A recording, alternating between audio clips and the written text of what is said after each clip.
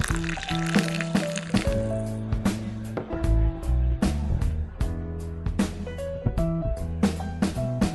we're rolling. Heyo. Heyo. Dog. So, Hello, everyone. hi. This is episode 9 of the Music Cafe. And I want to start things off by saying thanks to Joe for saving our coffee this morning. You're welcome. Because I got up and opened up my kitchen cabinet and there was no coffee in there. It had all been used. So kudos to Joe for getting some at Dunkin' this morning. Yeah. Excellent choice. You're welcome. Yes. Okay. So what's on the agenda for today? Well, I thought maybe we talk about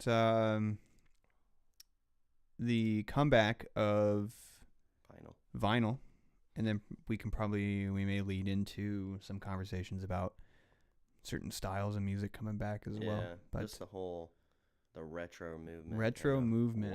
What else do we got? All right. So let's hit it off. Vinyl. Yes. Raise your hand if you have vinyl. Wait, it doesn't work that way. No one. So it's like, I'm sorry. It's like those kids' books and stuff. It's like, what is 2 + 4? And then a pause for like 10 Dora. seconds. Yeah. Dora. What was your favorite part of the show? I like that too. Stupid Dora! I didn't even say anything. How can you respond? All right. What are you talking Anyway, about? I'm way off there. All right. So Resurgence of vinyl. Do you have a vinyl collection? My dad does. I don't have Okay. any vinyl. I want to. I have Vinyl is really great. Why do you want to get back into vinyl? Or not back into vinyl? Well, for but me, yeah. as like a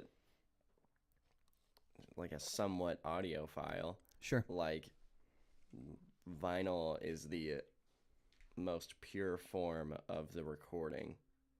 Essentially, like it is like the raw sound being recorded onto that. You know what I'm saying? Sure. Like, you can take a vinyl record and you can pass the needle through that and it will still play that sound because that is the actual sound file being I know what you're saying, right? I know what you're saying, but it's not the purest form. Right. Okay. Sounds I the guess when best. you're saying it does sound the best.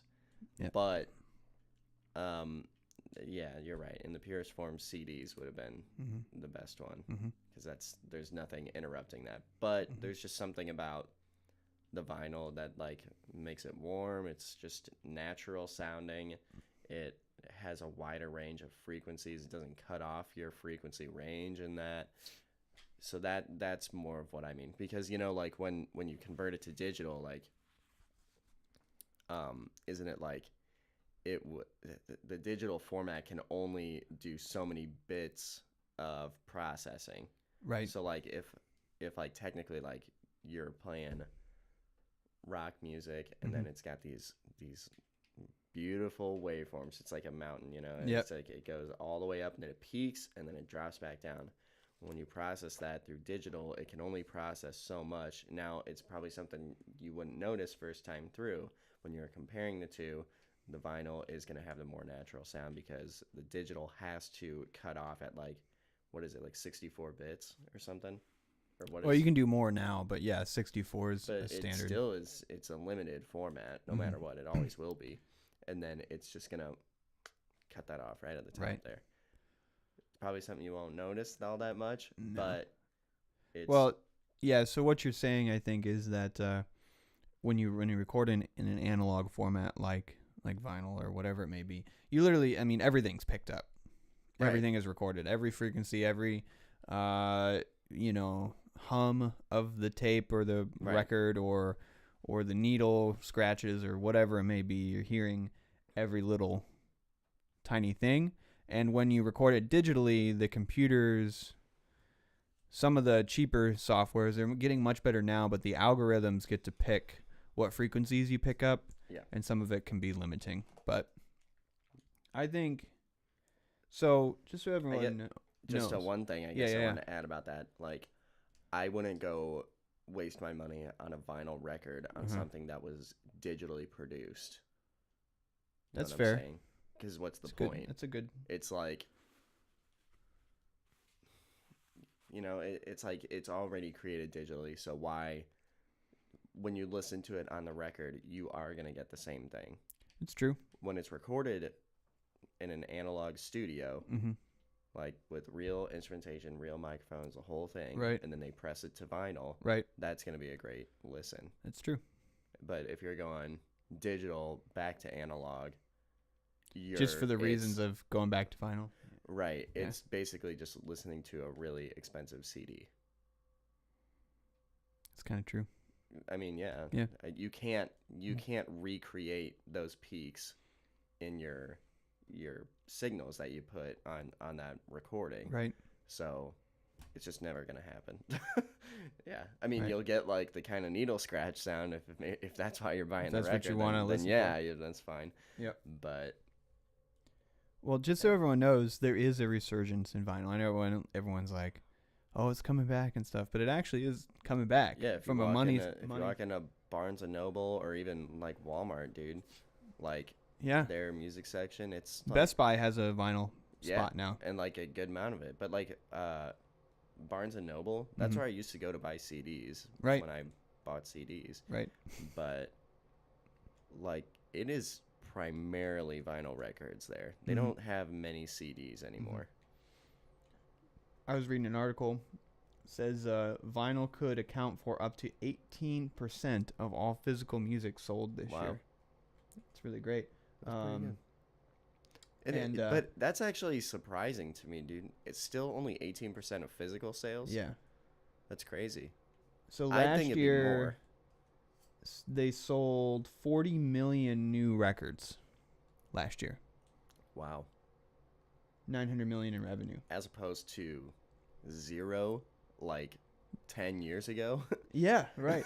So, I mean, this article is talking about how Sony themselves are now producing records again, vinyl records, and they stopped. And eventually, I don't know if I've ever looked into it, but CDs will go out. I think there will no longer be CDs anymore. There's no need for them. Right. So like, let's jump through the history of that. So they had the vinyl record, that the. Yep. Let's just go back that far. I'm not going to go to like the phonograph or anything like that. It's just okay.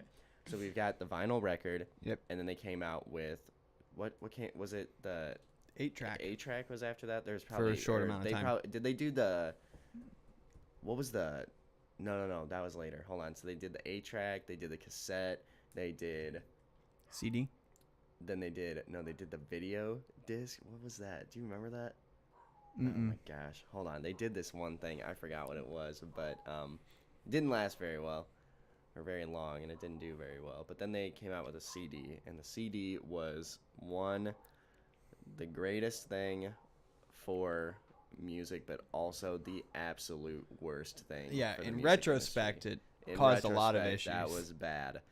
The CD was the perfect way of delivering the most pure form of the recording. There was no interruptions, no clicks, fuzzes, or nothing. Right. It was the recording. Right. But then that created the problem of everyone had the perfect master copy of your recording, and then that's when Napster came along and all that. We've just rip it off, before, but everyone was just stealing music because they all had the copy of it. One person had to have the copy, and the internet was booming at that time. Yep. And then it just went. It was just a perfect storm for piracy. Yep. But then CD sales were unbelievably just massive. Yes, they're massive. Everyone made and a ton people of charged money.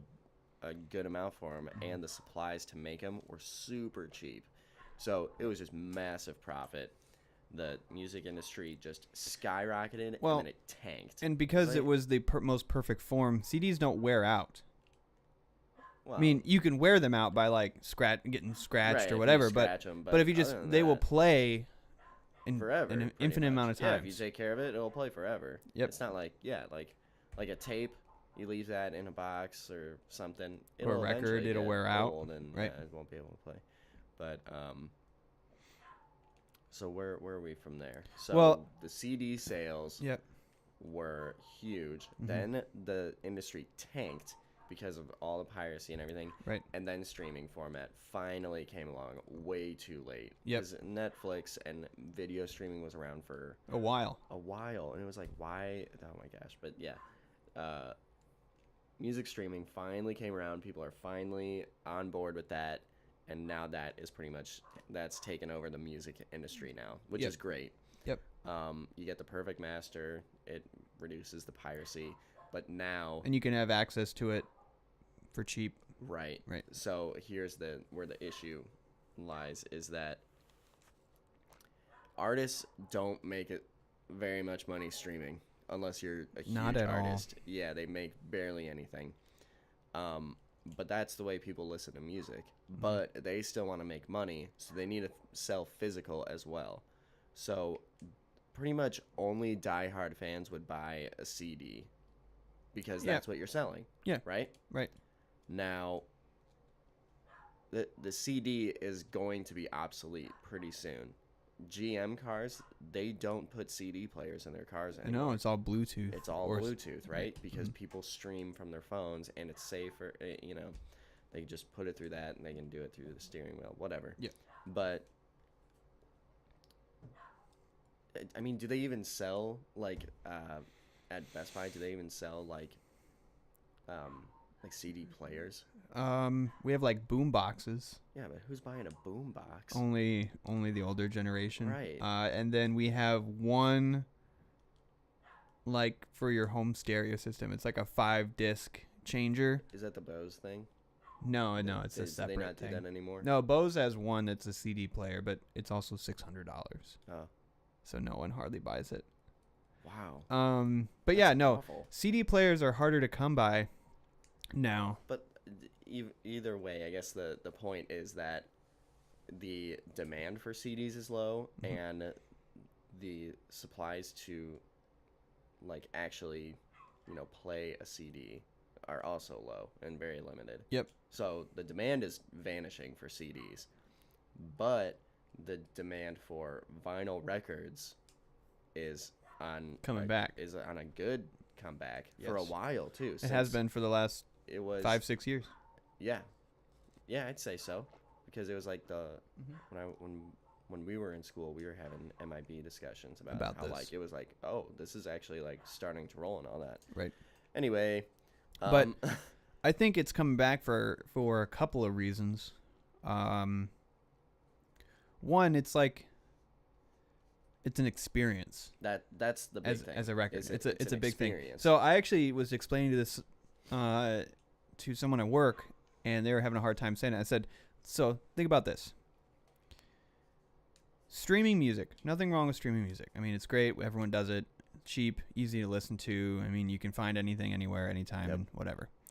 But, I mean, it's very convenient, and it's quick, right? Yeah, and it's cheap. It's easy to get lost. That too. Right. But, so I compared it to this. Streaming music is like going through the drive-thru at McDonald's. Yeah. Right? Sitting and listening to a vinyl record is like sitting down at a restaurant to eat a nice steak. Yep. Because sitting down, it's an event. It's like you have to actually put in some work to put the record on the table, put the needle down, flip the record in 10 minutes or 20 minutes, and you have to more pay attention. And if you're going to do that, you're probably going to sit there and actually listen to the album, not go about your business and do other things. Right.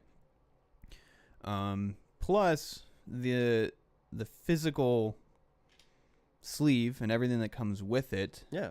It's cool to look at. It's a product. There's probably some like behind the scenes stuff in the sleeve, some posters or pictures of the band or the liner notes, whatever it may be. So you feel more connection to the band rather than just pushing play on your computer or your phone. There's an experience with purchasing a tangible product. Yep. When it's on the streaming format, it's nothing that you can hold and actually physically experience. Right. Sure, you can experience it through your ears, but that's just kind of like it's very subjective. It's pretty much only subjective at that point. But now you get an object, you get a tangible product that you can open and you can actually like kind of like take in and explore and all that Yep. while you're listening to this record. Yep. And then even with listening to the record, it actually requires you to participate in it. Right. So you listen through whatever 6 tracks on one side, 5 or 6 tracks, and then you got to flip it over, right? Yep. So you have to participate in that. You got to be listening and paying attention. Then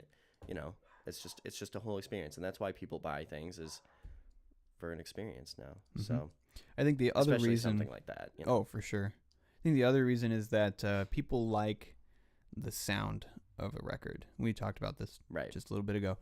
Man, my dog is barking at something. You can probably hear. Yeah. So every format of music before CDs or digital has been imperfect. The recording of it has been imperfect. Right. I mean, you get like something interrupting. Yeah. In that So sense, like something pops, like, clicks, hums, exactly.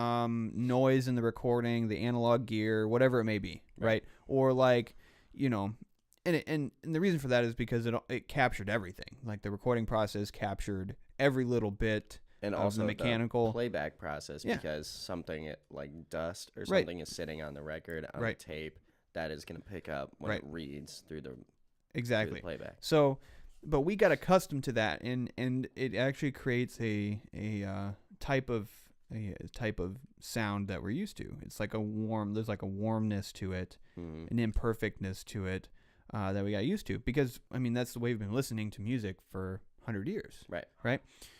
When the CD came out, and then we started producing music digitally, you got rid of all that. It was a pure, perfect representation of whatever you just recorded. There was no extra noise in it. There was no it was stark, we called it.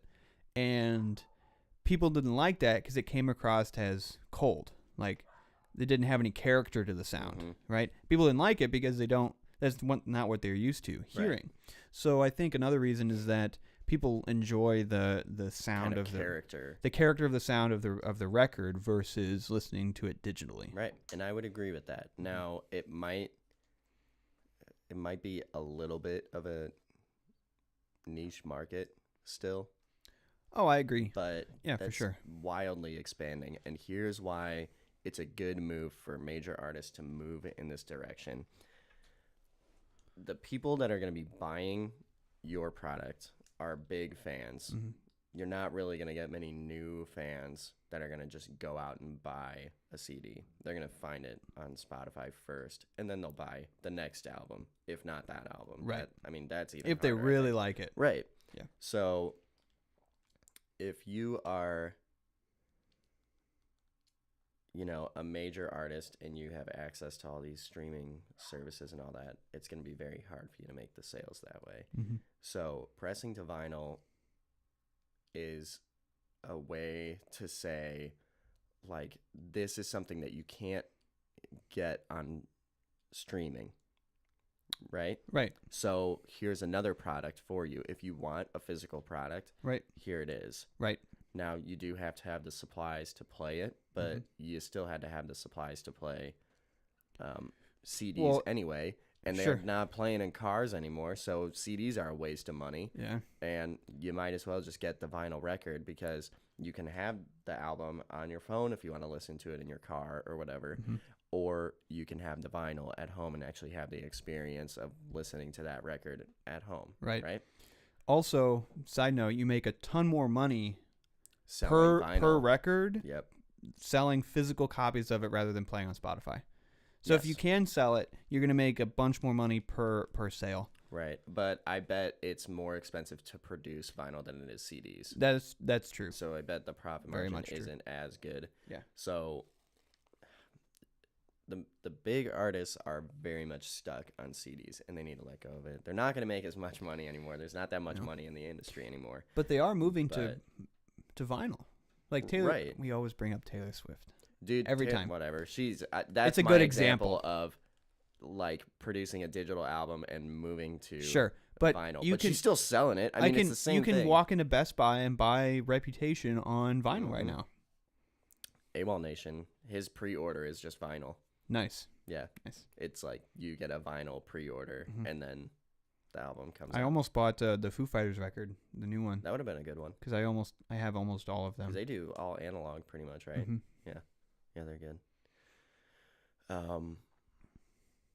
But yeah, dude. But and also like especially if you're an artist that's more in the like niche market, like a jam band or a jazz artist or whatever it may be, those fans, that's your group of people that's gonna buy those records. Mm-hmm. So it'd be good to have that physical option for sale. Yeah. But if anyone is, are you going into local stuff here? no, I was not. I was gonna say if I would just recommend like just go out and buy a cheap record player and a record and see what you think. It's not too bad. I mean, No. you can get a good one. It's the Audio Technica one. It's like $100. $100. Mm-hmm. Yeah, it's easy. Yeah.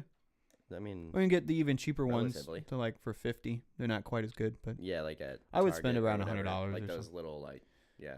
like briefcase ones. Yeah, that's the the one I have briefcase sitting out there. Oh yeah, you do have that. Yeah.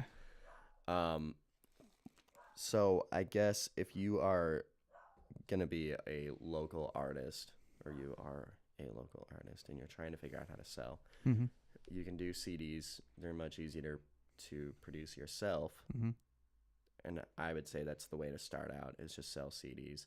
But if you can invest the money into it, and you're really looking to, make some sales, CDs is a good start for local, but eventually start thinking about moving to vinyl, because CDs will be obsolete. Yeah. There are people who will press records for you, somewhat cheaply. If you just look it up online, Mm-hmm. just look up like vinyl pressers. Yep. They're usually based in like Nashville. Yep. But You just send they'll them their just- tracks. yeah, you your just tracks, send them the tracks, and they press mail it you. and send it back to you. Yep. And then it's like they have like bundle prices. Like you have to purchase like so many, I think, for some to of make it them. worth it. Yeah. Right. And then so you have to do at least like 50 maybe, I think is what I looked into, but yeah, it's not too bad Mm-mm. to do that. Especially like with what you would be pricing to sell them. Mm-hmm. If you sell them, or like if you sell a good amount of them, you'll make that money back and then some easily. For sure. So like I feel like it was like $5 per vinyl pressing. Oh, or really? something. I've never. But then looked you'd into sell it, a vinyl record for like $20. $20, Right. right? Yeah. Right. Yeah. It was easy. Mm-hmm.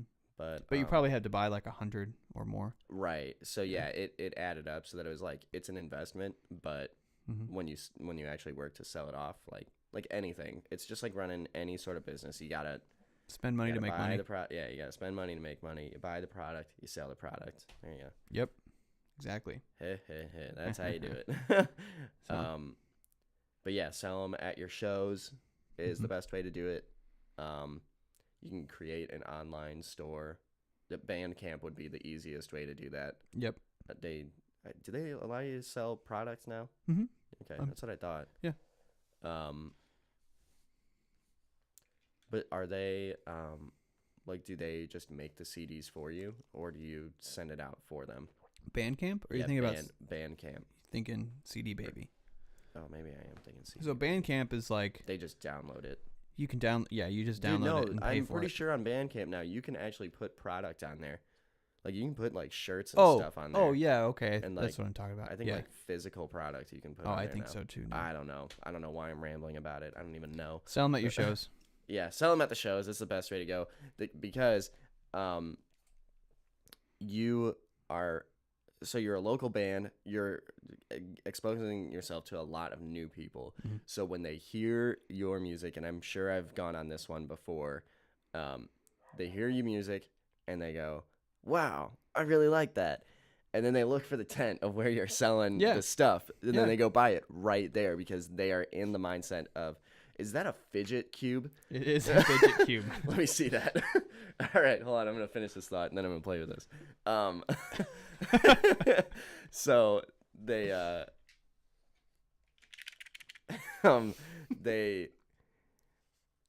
they're in the mindset of purchasing your music, and I do it all the time. If I go see a good band, Way Down Wanderers, I bought their CD because I was like, these guys kick ass, man. Like, Right. they're good. And then I did it for another one. Oh my gosh, what's their name? I think I got their CD in my car, maybe, but I liked the show. I was like, these guys are good. Steady Flow? Nope, it was Saints of Valroy, I think they were. Dude, their album sucked. It was bad.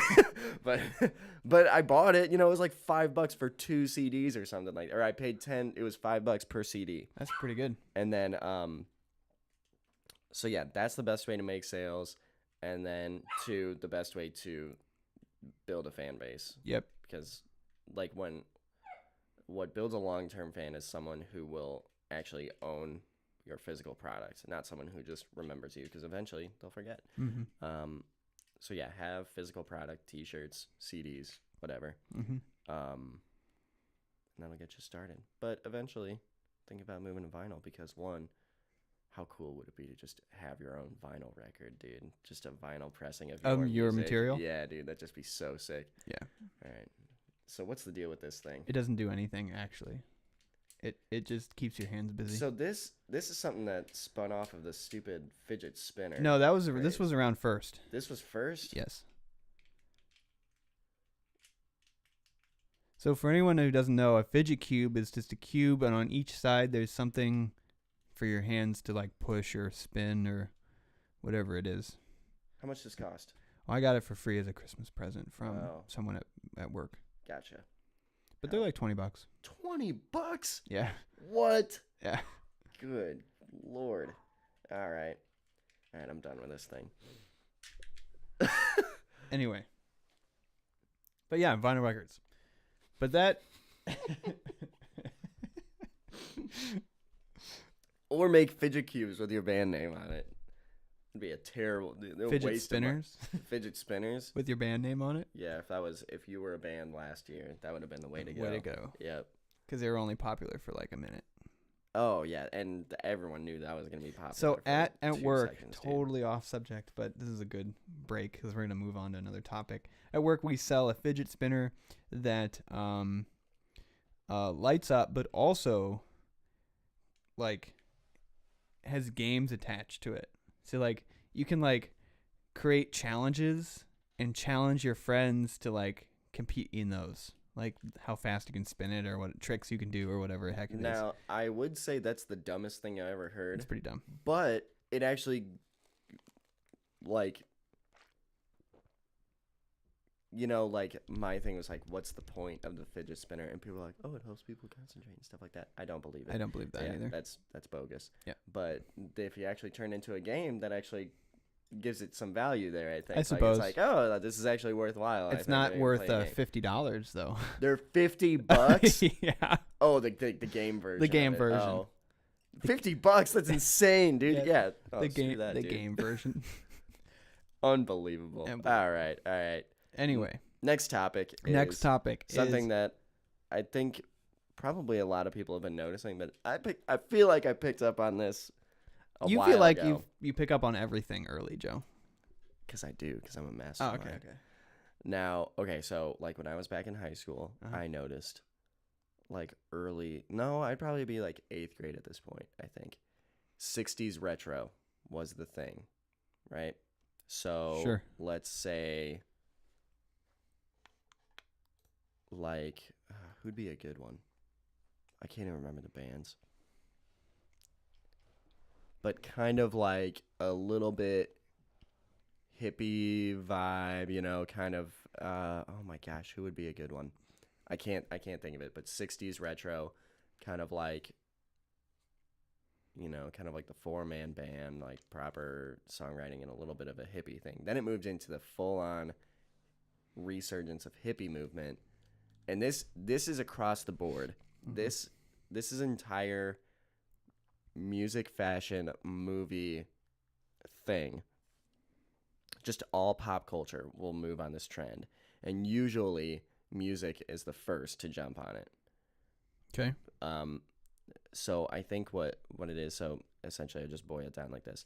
First there was 60s retro, and you can look at the bands through the like mid 2000s up until now, every like 5 to 10 years they will switch to a new decade. Yep. And everyone follows suit. Yep. So they go 60s, and it's in order too. It's crazy. Yep. So they went 60s was retro, then they did 70s was retro, and now, so the last few years have been 80s retro, and everyone has seen it. Yep. And now they're moving into 90s. Yep. And I knew that was coming. I knew it was coming because it's been following suit in chronological order. Mm-hmm.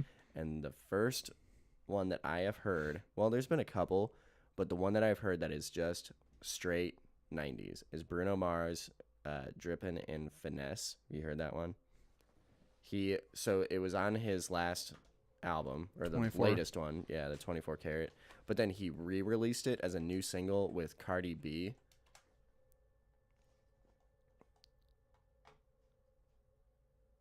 It's over. It's like over to the right. Oh, this one. So it's that. So he re-released it with Cardi B. Oh, but so listen 90s. to this. In the music video, it's this. Yeah. Yeah. Right. I can already hear it. Dude, this is, yeah, and then you should see the music video. It was like, it's like a total rip from like Nick at Night kind of stuff, you know? Like, anyway.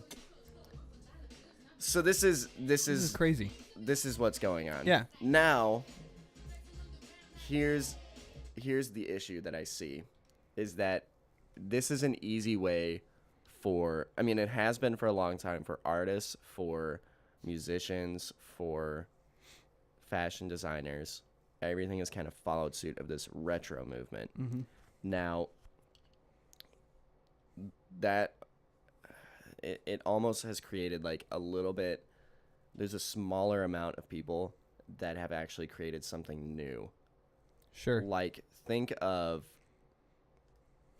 like the 2000s, the early 2000s might have been the last, like, you know, movement of truly music. Original stuff. Yeah, that was like, so that's going to be the next retro thing. And now we're actually going to have to create something new, you know? So, like, there haven't been many things that have actually been, like, new to that era. So, like, when you think of 80s music, you can easily identify that. You can be like, you know. And then same with 90s, right? And same with 2000s. Yep. It was, like, the kind of bubblegum pop, early 2000s, yeah, kind of stuff, you know? Yep. And then it stopped after that. Then we started moving to retro movement. Yep. So right now we are moving to 90s retro, and then it's going to move on to more bubblegummy pop type stuff. And kind of like the emo rock, I think will make a little bit of a comeback. Okay. And see, like, boy bands made a comeback. That's another 90s retro thing. That's why you see One Direction, and now you see One Direction was like the start of that, and now you see all these other boy bands and like girl bands, you know, right, like, coming back, right. So that's that reason. Like, I'm 100% on that, but now, like, let's say 5 years from now, they're gonna move into the early 2000s retro movement, and so what would come with that? Flat bill caps will come back, I think. You know? It's things like that. Yeah. And the music will follow suit. Yep. Okay. Now, after that, that's when we started the retro movement. So what's after that? A whole new thing. Right. So people need to... Maybe we'll go back to jazz because we'll be in the 20s and 30s. Dude, that'd be sweet. That'd be sweet if, like jazz, it was, like, a total, like, end-of-the-world moment in the music industry. We're like, what the hell do we do now? Yeah, they, like, looked around. There's just, like, a tumbleweed rolling by. They're like, we could actually play music. You know, like, everyone's like, oh, we could actually be, like, musicians and stuff and, like, really play stuff now. Yeah. Like, wow. Yeah, that would be sweet.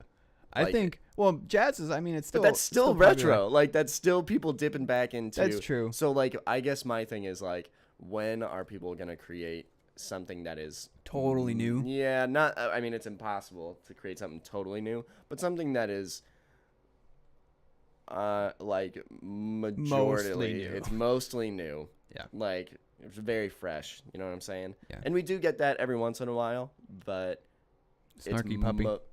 Snarky Puppy, man. They're great. But, like, I guess in the more pop music scene. Sure. More, yeah. That, like, it's mostly rehashings of old styles, and you see it in the movies. Yeah. They're all reboots. They're like the most direct version. The movie industry is tanking right now, and they're just completely. They redid Ghostbusters, for crying out loud. 80s revival. They redid Ghostbusters. That's true. That's crazy. Well, like everything's coming back. I mean, we were talking about like fashion's coming back too. Like girls walking around in Best Buy now have like. Are they wearing overalls? Not overalls. That's a thing. No, it's but like in the 80s, you'd wear like leg warmers, right? On top of your pants or whatever. Like thicker, fuzzier socks that go up to your up your shins. Yeah, I mean that's and like Converse, like that was totally an 80s thing, but now it's like you see it all the time. Converse have stuck around for a while. That's true. I don't know if that one's ever faded out. That's true. And like that and like Ray-Ban Wayfarers. It's like those are two things that have just they stuck. Yep. In my opinion. But like I remember even a couple of years ago, like you would listen to some obscure like indie band and you're like, oh man, this is very 80s sounding, right? But you'd listen to pop music and you didn't get that. But now you listen to like pop music and you're like, oh, that's totally 80s. Like all the Bruno Mars and Taylor Swift and a couple others, you're like, oh, that's very now 90s. So right. But it comes. Yeah. I mean, obviously, like the indie bands and the more obscure bands kind of pull at it first, right? And then you start hearing it in the more mainstream stuff. Now, I'll hand it to Bruno Mars. He's an incredible songwriter and performer and musician. Yep. Like I agree. He really knows what's up. Mm-hmm. Now he's a pop star, so he's gonna rehash these things because that's what's popular, right? Right. So this one was a straight 90s thing. It is. So that he has got that thing going on for him because that is what we are moving into right now. Yep. And he's kind of really give it the boot into that direction. Mm-hmm. Now, Bruno Mars, for this last record, he was very much like rehashing old ideas, not straight 90s, not straight 80s. It was a lot of fusion of like Motown, that's 60s true. and like a lot of things going on. So that's why I like Bruno Mars. He's really good at that, that he can actually create something fresh out of old ideas.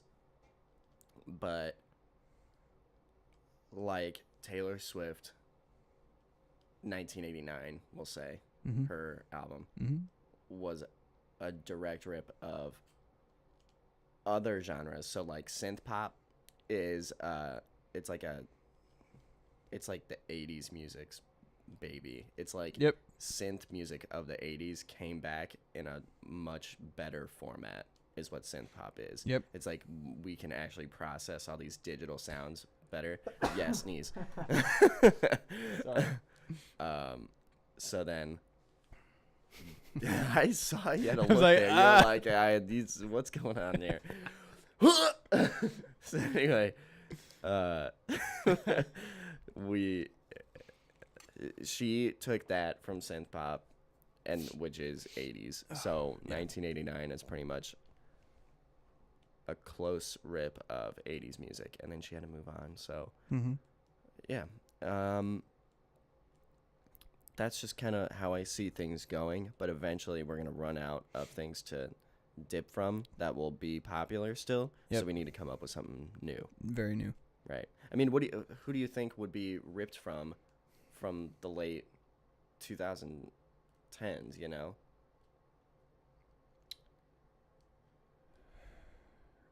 It's hard to say. Right. There weren't any I mean, like you see some of the pop punk stuff coming back. Right. Fall Out Boy and yeah, I think there will be a little bit of a rock resurgence as a retro thing. I think so. But dude, I think rock is done. Like true rock and roll, yeah, it doesn't exist anymore. Yeah, like I think we could get back into like blues rock and like R&B kind of like fusion kind of thing. But I think like rock isn't like, like the power chords and all that. It's done. I agree. That's been so exhausted. I agree. Like 80s rock. 80s rock, 2000s rock. It's over. Yeah, from like the 80s all the way through 2005, that rock of like stadium rock, you know. Yep. Done. It's over. Done. Bye. Ran its course. Ran its course. Yep. But like blues and stuff, that could be it could come back a little bit harder. Yeah. Yeah, it's hard to say. I guess we'll have to find out. Yeah. We shall see. Mm-hmm. And as we're talking, when we say 80s, we mostly mean like 80s pop. Yeah. Yeah. Yeah. Yeah. Not like 80s rock. Yeah. But like, I mean, if you listen to anything, you'll hear like the synth in the background or like the more airy vocals. That's all from 80s music. Yeah. Sequencers, arpeggiators, yep. synth, you know. Mm-hmm. Yeah. So that's the mindset for that. But that's my thing, I guess, is that new things are going to have to come about. You know what I think is going to make a big boom for rock music? And I felt like this for the last couple of years, but metal music. Like actual like real like punk metal. You think it'll come back in more of the mainstream? Yeah, like that's going to be the new resurgence of rock. I could see that. Like, not as a retro thing, but, like, it'll just, like, that genre will become popular. I mean, it's already really popular, but... It's still somewhat, See, I don't know why I said niche today. I usually say niche. Niche? Do you? I say niche. You say niche? Well, I'll stick with it. So that's still kind of like a niche market, you know, like skaters and things like that. Mm-hmm. Like... Who's the band? Oh my gosh. It's of Mice and Men. I think that's what it is. Okay. Look them up. I think that's what their name is. Yeah. Like stuff like that, I think. Yeah, hold up. Time out. Find their go back, because it's an older album, I think, that I was shown. Keep scroll. Oh, they don't have that. Yeah, the earliest one is 2011. Hold up, I'm gonna find this. Or 2010, sorry. Look up the song. It's Dead and Buried. That's the song. No, not it's. That's just me talking. Oh, Dead just and Buried. Dead and Buried. Not Dad. Buried. Yeah, there it is. A Day to Remember. That's who it was. Oh, okay. Different band. Close. Oh, yeah. This kind of thing. Like, what is this? I think this is Gent, maybe? I don't know what this is, but Emo I'm not a metal hardcore. Guy. What's it? Google Play says it's emo/hardcore. Yeah, so I think this will make a comeback. Or this will pop into the... Ugh. No, but keep going. All right. So they have these really just tear it up moments, and then they go into more of like a poppy kind of thing. Yeah. So they're just straight up screaming right now, which is just crazy. I don't care for it. Yeah, but I have a feeling this will come. And then here. Well, this is already back. I mean. Right, but then I think the metal thing is going to follow suit. See, I'm okay with this. Yeah, but then I also think it's going to be done terribly, too. Yeah. Because when things become popular, major labels get involved, and they just try to produce as much of it as possible in any way that they can. Yeah. Dude, so it's just going to be terrible. Like, think of all the pop songs that are just, like... The same. It's the same thing over and over again, and the reason or for all that those is, rappers with the... purple hair. Yeah, the Power Ranger rappers. Yeah. Yeah, all the rappers that came out at the same time. Lil Yachty, Lil Uzi Vert. Lil Uzi Vert. Lil Uzi Vert. There it is. Lil Xan. You know, Lil. Oh my gosh. Whatever. All of those dudes. They got the no, I got one for you. With the Little Foot, Long Foot, Little Foot, Long Foot. You ever see that Chappelle skit? You ever see that one? I think so. Yeah. Oh my gosh, dude, it's. Oh, there's a dog. But so Dave Chappelle, he's got Oh my gosh, the dog is gonna break through the door. Dave Chappelle, he's like supposed to be like being nominated for like great works in acting and stuff, and they're like, who could forget his performance in Littlefoot, Longfoot? And then what it is, he's like this deformed dude, and he's got one little foot, he's got one long foot. I'm not even kidding. So he's trying to walk into this coffee shop, and he can barely walk and stuff. And then people are like, oh my gosh. So then this one dude goes, sir, watch out for, and then he goes, I don't, he's like, oh, what did he say? And he goes, shut the hell up, you pothead. And he screams at him because he's like the skater, and he's pointing out that there's a skateboard on the ground he's about to trip on it. So he steps on the skateboard, he slips and he falls, and then the guy's like, oh my gosh, are you okay? And he grabs him to help him up, and he goes, God, your damned hands off of me. So that's my Chappelle bit right there. One of my favorite things he ever did on that show. But why did we get into that? We're talking about little foot. Yeah, little foot. Why did we do that? Oh my gosh. But yeah. So like what that is,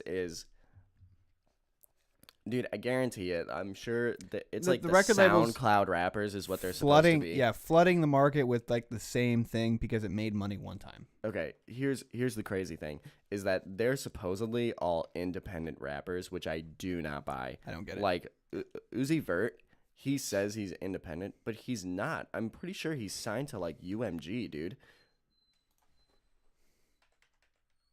How do you even spell that? UZI. There it is. That dude. But like what I think it is that labels are now figuring out new ways that people are figuring out new artists. So in this case, it's SoundCloud. All these guys come from SoundCloud, but it is weird that all of these guys signed to Atlantic Records, which I'm pretty sure is owned by UMG. Oh, I was close. Yeah. Now what I think happened is all of these rappers are products of these major labels because they figured, because I think it was Lil Yachty was the first one to hit big. I remember that. And then they were like, okay, follow suit. But I'm going to take that back. Here's what happened. The rap community, the SoundCloud rap community was gaining a lot of attention. Mm-hmm. So the labels picked up on it quick. And my feeling is that they tried to introduce all of these rappers and just kind of find them into SoundCloud and build a fan base through that. Just like they would with any other new artist with like a development deal, you know? And then they would figure out how to push them into the market. But doesn't it seem weird that all of these rappers with the same exact styling and the same exact they're like the same persona, the same fashion, the same exact thing, just a little bit different from each other. And then they just kind of pushed them out there at the same exact time, and none of them are supposedly like associated with each other, you know? Like they're all different acts. Like they didn't come from like the same group like Odd Future would. Mm-hmm. And then everything, it's all totally on purpose. Oh, yeah, it's totally on purpose. Now, they do a good job at hiding it because they jumped on it really quick. Yep. And, like, kind of created a new movement in rap, which is just a whole nother topic. Great. But, like, for real, like, they came up with all these new young guys and just, like, created a new persona for all of them and just pushed them out there. Like, this is what you're going to do. That's what I believe. That's nothing documented. Sure. But it does seem a little weird that, like, 8 dudes with the same exact act came out at the same exact time through the same format, SoundCloud. I agree. And they had a really quick rise to fame. Oh, yeah. It's like because they had the channels. You play one, and then like the next day you would open up SoundCloud again and be like, oh, this other guy like that, and they're trending like nothing. Like they put like zero work into it. There's no talent behind it. Yep. So like, why did they become so popular? Because that's what's being record pushed labels. to record labels. That's what's being pushed to people's ears. So they're like, all right. Yep. But oh my gosh, so that's why I call them the Power Ranger rappers, because it was like 8 rappers of the same styling. They each had the short, like dread braid kind of styling, but then they each did a different color. So like one had purple and one had red. I don't know. I know what So you're saying. they're all Power all Ranger different rappers. color Power Rangers, you know. Yep. Anyway, Lil Uzi Vert, I listened to his album and it was the worst thing I ever heard. It was the worst thing I ever heard. I believe it. It was terrible. Yeah. So where was our? So hopefully that Resurgence doesn't come back. That would be a thing that I would say is a new thing of this era, is the mumble rap. Hands down, that is a new thing. That's true. And that has totally redefined the rap industry. Yep. Like now there's like a clean divide with rap then and rap now for the future, is this mumble rap trap style beats that are going, and it's everywhere on the radio. It's now. garbage, in my opinion. Subjective, but of course. I think people could do it right. Like I get it, but it's just hard. It's hard to see like how you can create new things, because it is the same beat making over and over again. Mm-hmm. They just add different samples and stuff, but it's the same thing. Yeah, this isn't a genre or any of these artists that I think will be remembered in 10 years. Oh, it'll be remembered, but like as like a you remember what we were listening to? Yeah, like a that's laughable kind of thing. Right. Like I think it's gonna be similar to the early 2000s like punk emo movement, like the pop punk emo. Like people are like that was a total gimmick. Like people weren't true. And it's not something we listen to a lot now. Right. So it was like Bullet for My Valentine, My Chemical Romance, those bands, they're all just like those are laughable. It's like, oh man, I was totally like engulfed in that back in the day. You know, they wore the clothes, they dyed the hair. Yep. They, you know, yep. starched the hair down, you know, the yep. Peter Parker on Spider-Man 3 thing, you know. That's true. But yeah, I think that's what mumble rap will be, is just like kind of like a laughable thing of the day. I think you're right. It's too much of a gimmick to really hold as like an art form. I think you're right. Yeah. Anyway.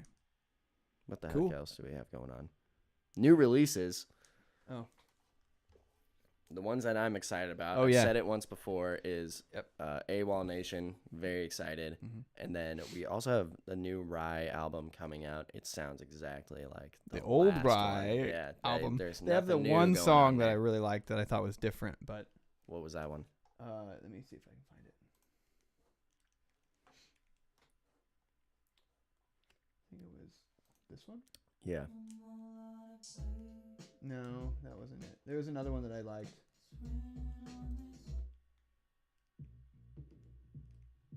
I think it was this one. Yeah. No, maybe not. It's just all the same. It's all the same. Yeah. Maybe you were asleep.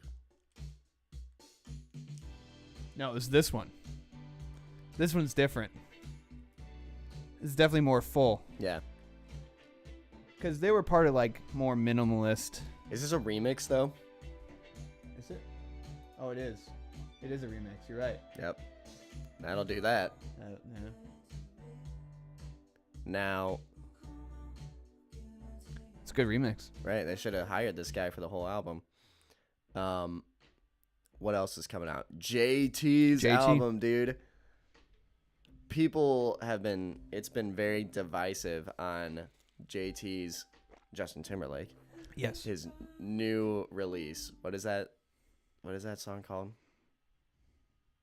We just listened to it last week. Oh my gosh. Everybody gonna say it's fake. Filthy. Yes. Filthy. Dude, I keep listening to that song. I'm like, this song it's good. It's catchy. Yeah, it's catchy. It's totally weird. And like, dude, JT is a mastermind, especially with Timberland. Well, Timberland, yeah. I think he writes the songs, and then it's just Justin Timberlake makes the song for sure. Like it is totally. I think he writes the song, and then you think so? You think Timberland like really throw some twists at them. Like, I feel like they I don't know what their process is, but they're clearly good together. Team. They've been just for absolute fire every single time. A while, yeah. And then they've got Pharrell as a producer on this new one. Yeah, on the new album. It's not it. What was the new one? Filthy. It's right there. It's the second one. Oh yeah. But like, talk about something new, JT. Well, we'll see. I mean, he keeps evolving too. He keeps like changing and incorporating new ideas. So, pause this. This is what I'm gonna get. This is what I'm gonna get at here. JT is, I believe, like a huge force in pushing pop culture in a certain direction. You think so? Yeah, absolutely, dude. Think of like when Future Sex Love Sounds came out. How many albums followed suit of trying to do that type of music? It was a huge album. Dude, like trying to do like kind of like weird pop music. Mm-hmm. And then he brought it back on 2020. How many people followed suit with that, dude? Like a good amount. If you think about it, his pop, I mean, he's still considered pop, but his style is his own. I mean, I don't think I've heard anyone else that, like, when you listen to a Justin Timberlake song, you're like, oh, that's a Justin JT Timberlake song right there. Yeah, totally. It's just like the feel and the build of the song and the whole thing. I will say he's probably one of the best songwriters of all time. Absolutely. That is a very bold statement. I would say he could be up there for a few of the songs that he's written. I mean, Rolling Stone has Cry Me a River on their top 100 songs of all time. I believe that. That for sure. That is a fantastic song. And that one and What Goes Around Comes Around. Like, think also Mirrors. Mirrors. Dude, like, think of his catalog of these hits. Just banger songs. Like, go to Future Sex Love Sounds. If you listen through that album, it's like they had these just fire ideas, and they went all out and trying to produce these as like in like a way that was just so timeless. And then you'll listen to other songs and you're like, oh, this is totally from 2004 or whatever. I think, when did that come out? It was 2006. I think that came out. Yeah, I was right. Yep. 2006. Mm-hmm. But yeah, like there's some things in there that hit that. Go to Sexy Back. Go to that one there. This one? Do the hold on, which one is it? It's Goes Around Comes Around. It's a great one. It's right before My Love. Where is that? I can't read that. Where is My Love? Does it keep going down? No, that's it. What? They don't have it on that? Oh, no. Sexy Ladies? Yeah. So hit that. So you hear this? This sounds... It's just kind of like a little bit... That synth is very 80s sounding. Yeah.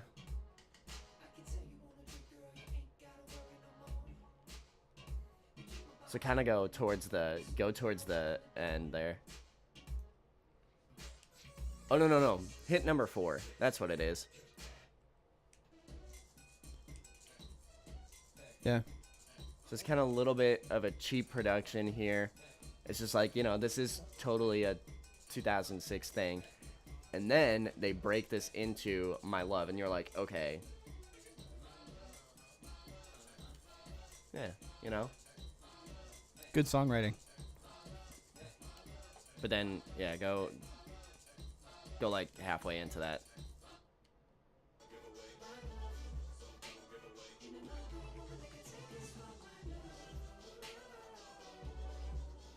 Yep. Yeah, it's good. So, like, I think JT is a huge force in pushing pop in a certain direction, and I think that Kanye West is a huge force in pushing rap in a certain direction. Absolutely. And just like production styles, That's a whole nother conversation. Like, I know. The most influential artists for each genre. We should map out like who started what movement, and then like kind of track the history for that. That'd be cool. Maybe that's next week. Yeah, I gotta do my homework now. Yeah. But yeah, dude, I think he's gonna push I like talk about people who are truly new ideas. Justin Timberlake and Timberland, they always have something fresh. That's true. And this is going to be like, I think this will be like a resurgence of what pop will move into,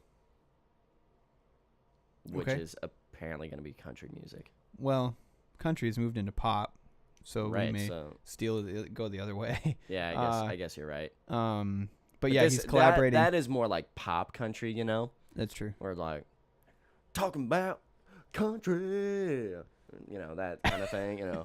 And it's like, it's just the same songwriting. I think he's going more for like a Nashville bluegrass kind of thing. That'd be cool. Yeah. Because he's working with Chris Stapleton. Yeah. Cool. Yep. Well, we're right at an hour now. That was a good discussion. Now we're over. All right. Okay. Well, I think that was a good discussion. We may come back to this next week about the some of the most influential bands for each genre and movement. Yeah, we'll just come up with a few. All right. That could be like a whole class. Yeah, dude. All right. Thanks, everyone, for listening. Bye-bye.